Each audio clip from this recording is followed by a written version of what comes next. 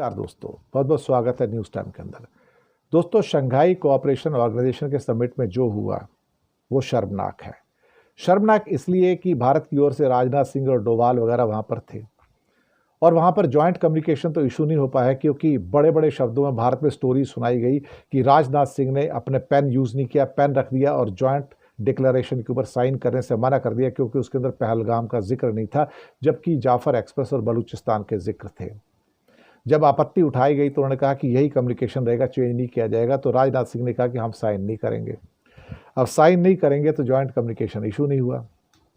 फिर राजनाथ सिंह का उससे पहले एक स्टेटमेंट आता है कि one country who spreading the terror all over he should B condemned bye the SCO summit. लेकिन राजनाथ सिंह वो हिम्मत नहीं जुटा पाए कूटनीति के अंदर कि उस कंट्री का नाम ले सकें। है ना, है कमाल की बात। राजनाथ सिंह हिम्मत नहीं जुटा पाए कि उस कंट्री का नाम ले सकें, लेकिन बाकी सारे कंट्री से एक्सपेक्ट करने लगे कि वो उस कंट्री का नाम लेके क्या कहते हैं उसकी मजम्मत करें, उसको कंडेम करें, जिसका नाम पाकिस्तान है। जब भारत कूटनीतिक रूप से इतनी हिम्मत नहीं रखता, इतना करेज, इतना साहस नहीं रखता कि भाई अल्टीमेटली आप उसको अपना नाम लो, उसके आगे वहाँ पे पाकिस्तान का नाम लो, कंडमनेशन में आपने नहीं लिया। दूसरी बात, जब राजनाथ अपनी स्पीच भी दे चुके तो उसके बाद एक और हादसा होता है। उसके बाद ख्वाजा आसिफ की स्पीच आती, जो कि पाकिस्तान के डिफेंस मिनिस्टर थे। उन्होंने कुछ ऐसा कहा कि जिस पे राजनाथ सिंह को आपत्ति हुई। राजनाथ सिंह उसके ऊपर बोलना चाहते थे। बाद में उनको चाइना ने अलाउ नहीं किया, जो कि चेयरमैन था। चाइना ने इसलिए अलाउ नहीं किया, बोलते हैं यहाँ पर क्वेश्चन आंसर्स नहीं होते, ना ही किसी की रिप्लाई दी जाती है, सबकी अपनी अपनी स्पीचेज हैं, बोल के चले जाते हैं और यहाँ पर दोबारा स्पीच देने की आपको अनुमति नहीं दी जाएगी।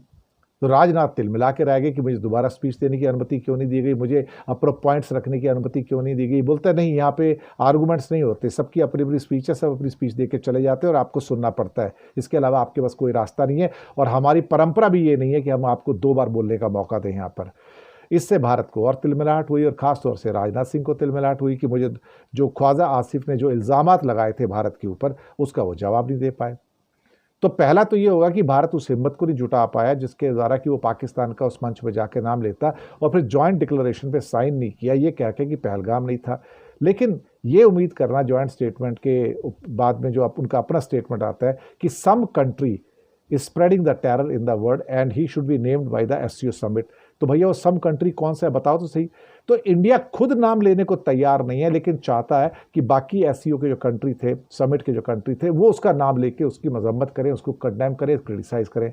अगर भारत के अंदर ये हिम्मत नहीं है, अगर भारत की सरकार में ये हिम्मत नहीं है कि एससीओ के मंच पर अंतर्राष्ट्रीय समिट के अंदर पाकिस्तान का नाम ले, तो फिर उसे इस बात की उम्मीद भी नहीं करनी चाहिए कि कोई उनको सपोर्ट करेगा। इसलिए अंतर्राष्ट्रीय क्षेत्रों के अंदर हम आइसोलेटेड हैं और हमें कोई सपोर्ट नहीं करता है। अभी तो यहाँ पर हुआ है, कल को यही सीन आपका रियो ब्राज़ील के अंदर होगा, जहाँ समिट आ रहा है ब्रिक्स का 6 और 7 जुलाई को, वहाँ भी ये नज़ारा होगा। अगर आप पाकिस्तान का नाम लेने में असमर्थ हैं, पाकिस्तान का नाम लेने में अगर आपकी ज़ुबान कांप रही है, तो एससीओ समिट में मत जाओ, बल्कि किसी भी समिट में जाना छोड़ दो। अगर आप उसका नाम लेके मजम्मत नहीं कर सकते तो छोड़ दो, फिर आप इंडिया में आके वापस चुनावी भाषण दो और वहाँ पाकिस्तान को गालियाँ देते रहो, वो चलेगा। लेकिन इंटरनेशनल मंचों के ऊपर आपकी टांगे कांप रही हैं राजनाथ सिंह जी, और आप पाकिस्तान का नाम नहीं ले रहे हैं। और ये मोदी की इंस्ट्रक्शन में हुआ कि पाकिस्तान का नाम नहीं लेना है। और वैसे भी इंडिया में भी कई स्पीचेस के अंदर मोदी पाकिस्तान का नाम नहीं लेते। एक हमारे पड़ोसी राष्ट्र, एक हमारे